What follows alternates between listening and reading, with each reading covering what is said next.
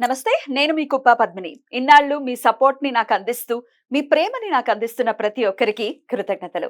ఇప్పుడు చూడబోతున్న ఈ వీడియో కూడా ఖచ్చితంగా మీకు ఉపయోగపడుతుంది.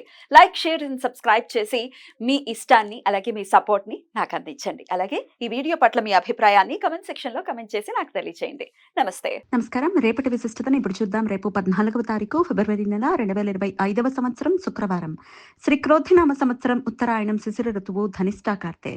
రేపు మాఘమాస బహుళపక్ష విధియ తిథి రాత్రి 9:52 వరకు, తదుపరి తదియా తిథి. పూర్వ పల్గుని నక్షత్రం రాత్రి 11:09 వరకు, తదుపరి ఉత్తర పల్గుని నక్షత్రం. అతిగండ యోగం ఉదయం 7:20 వరకు, తదుపరి సుకర్మ యోగం. తాయితల కరణం ఉదయం 9:03 వరకు, గరజ కరణం రాత్రి 9:52 వరకు, తదుపరి వణిజకరణం ఉంటాయి. సూర్యుడు కుంభరాశిలో ధనిష్టా నక్షత్రంలో సంచరిస్తున్నాడు. చంద్రుడు సింహరాశిలో రాత్రి తెల్లవారుజామున 5:44 వరకు, తదుపరి కన్యా రాశిలో సంచరిస్తాడు. నక్షత్ర వర్జం లేదు.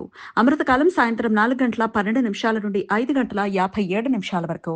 హైదరాబాద్ ప్రాంతం వారికి రేపు సూర్యోదయం ఉదయం 6:43 సూర్యాస్తమయం సాయంత్రం 6:18 చంద్రోదయం రాత్రి 7:52 చంద్రాస్తమయం ఉదయం 7:48 అభిజిత్ ముహూర్తం మధ్యాహ్నం 12:07 నుండి 12:54 వరకు. దుర్ముహూర్తం పగలు 9:02 నుండి 9:48 వరకు. మరలా మధ్యాహ్నం 12:54 నుండి 1:40 వరకు.